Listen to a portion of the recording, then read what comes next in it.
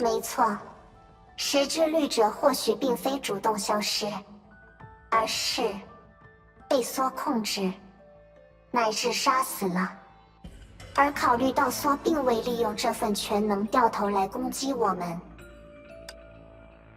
我们必须承认，最可能的结论其实是石之律者已经死了。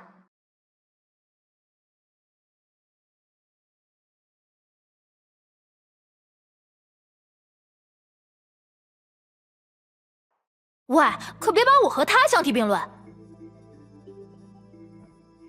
不对，应该是他。算了，都一样，不过是个半吊子罢了。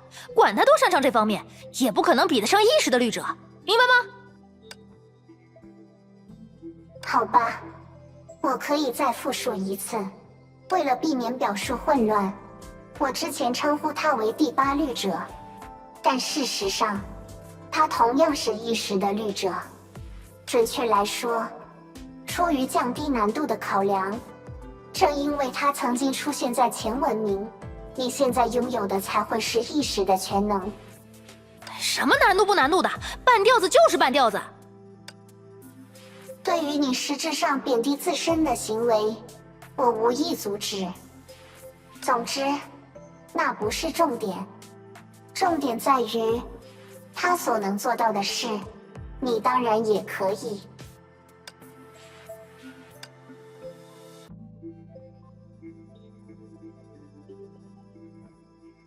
毕竟，就精神能力的造诣而言，现在的你的确可以称得上无人能及。哎，倒也没那么。虽然这是事实，不过你也不用这么肉麻吧。你说得对，毕竟在与凯文的战斗中，据说你已经使用了类似的手法。凯文？等等，你说的难不成是？之前闲聊时，希尔曾提起，那时你借助圣痕计划中的普通意识与凯文抗衡，从而使自己立于不败之地。而对于前文明的第八律者而言，那也是他最主要的手段。所以呢？哦，我明白了。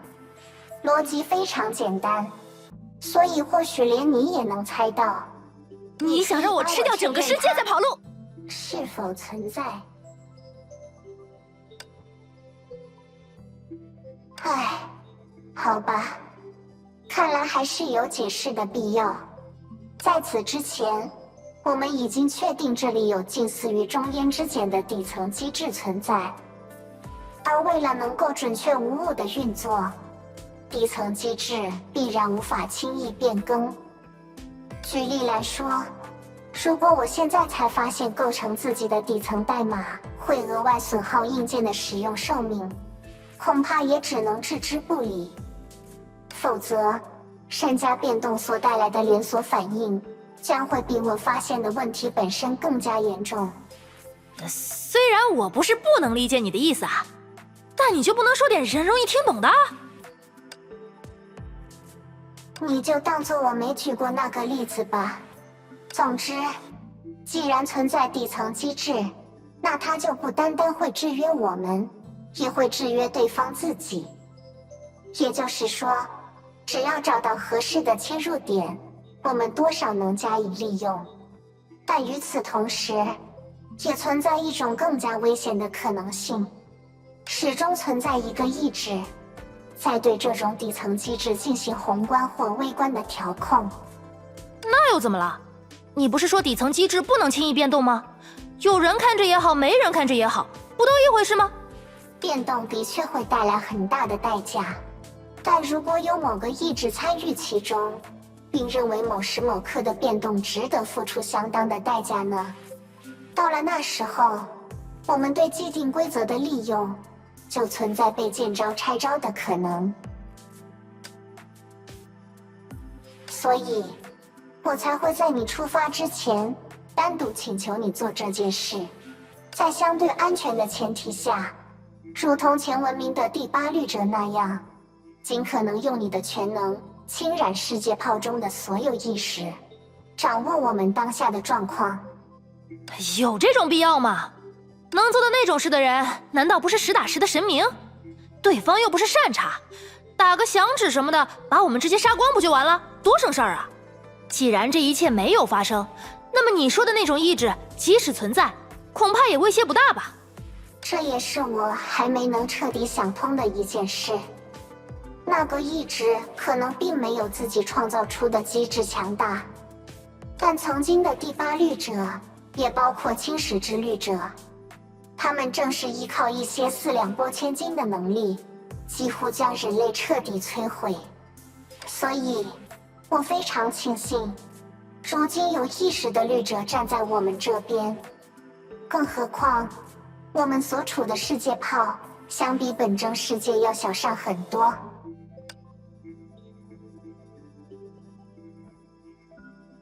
哼，你就瞧好吧。你说的那种意识，它最好根本不存在，不然被我揪出来的话，那可就太好玩了。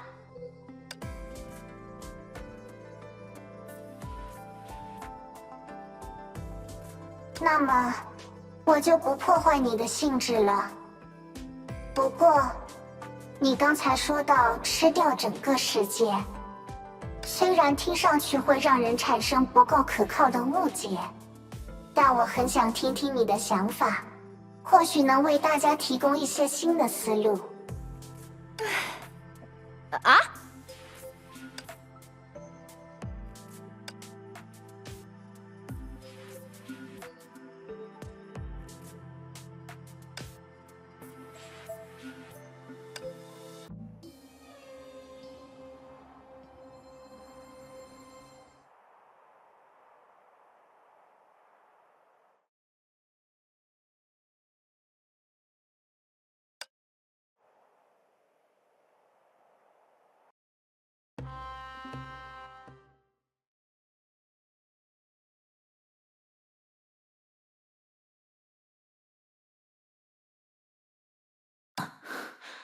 时之律者，他消失了。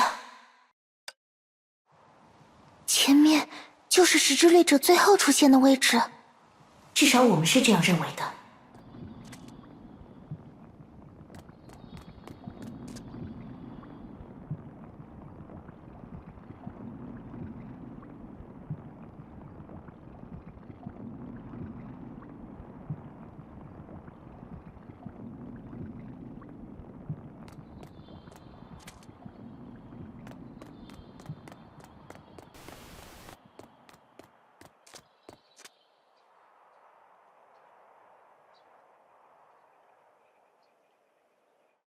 这些能量的残留，的确像是时之律者的手笔。看来这里曾经发生了一场恶战，不过现在什么怪物都没有了。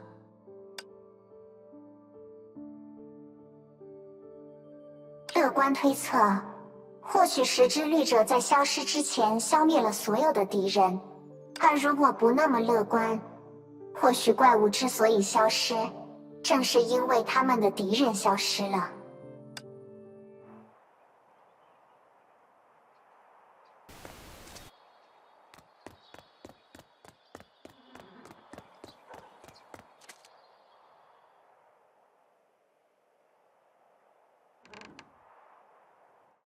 这些就是时之律者面对的敌人，哪怕数量再多，一位律者因为这种程度的敌人陷入苦战，也未免很荒唐，对吧？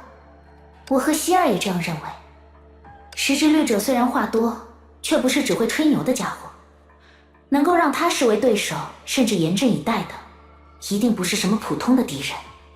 所以我们推测，他所遇到的敌人应该另有其人。难道除了梭之外，还存在着其他的敌人吗？还是连律者都无法应对的敌人？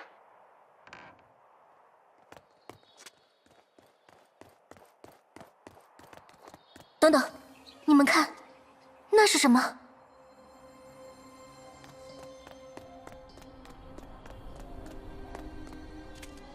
这是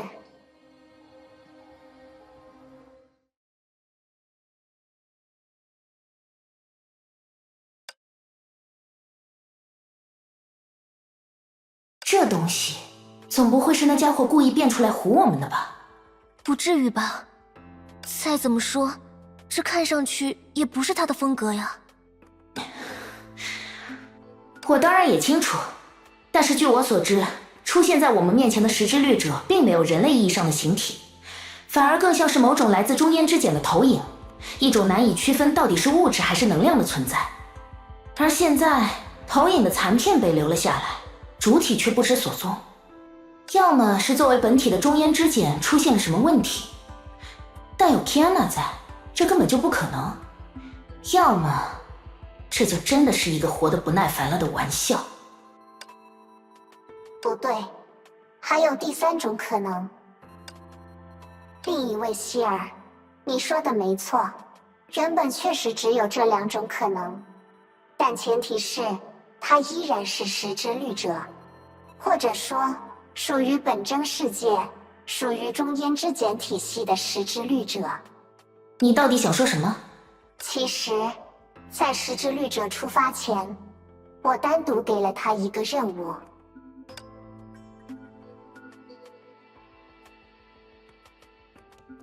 当时的我们认为，这是一个探寻缩本质的机会，虽然极具风险，可一旦成功，我们就能推行更有针对性的应对计划。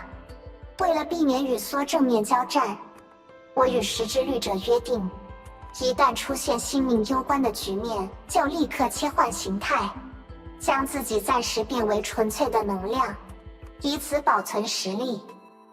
让那家伙不要恋战？哼，你还不如试试让海豚骑独轮车呢。你是说，石之律者会将武器遗失在这里，并非是刻意为之，而是无奈之举？难不成是石之律者的敌人收走了他的律者全能？不对，如果有人能那样做，石之律者的武器反而更不可能留在这里。希尔刚才说过，石之律者其实是一种难以区分到底是物质还是能量的存在。他的律者全能就是他的全部，他的全部也都是他的律者全能，包括武器。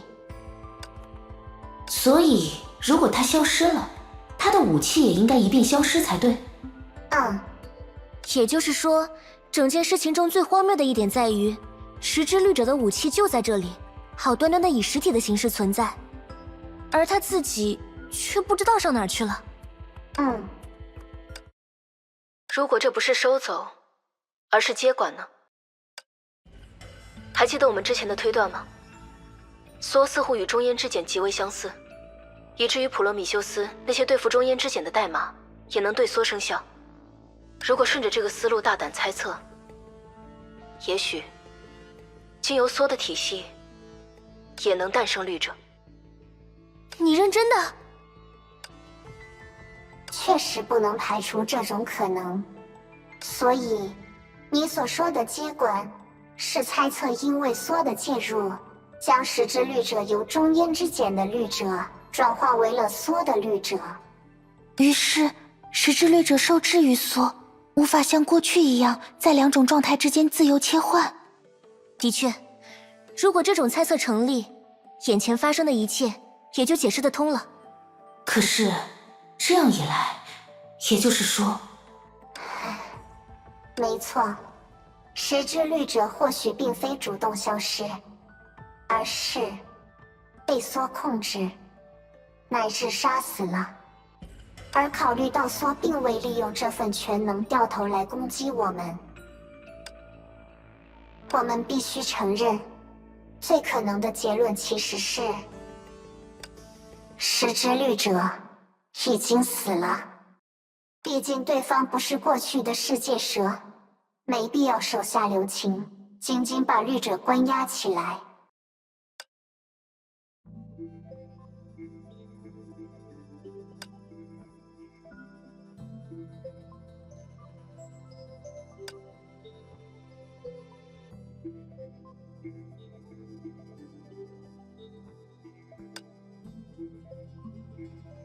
好了，最可能倒并不意味着一定如此，而且石之律者在消失之前其实为我们留下了一个无比重要的线索。薛定谔博士刚刚不是这样猜想吗？经由梭的体系也能诞生律者。既然如此，如果我们逆转一下思维，没错，博士，破局的关键或许就是在这个世界里，从零开始，人为创造新的律者，而后再度跨越中烟。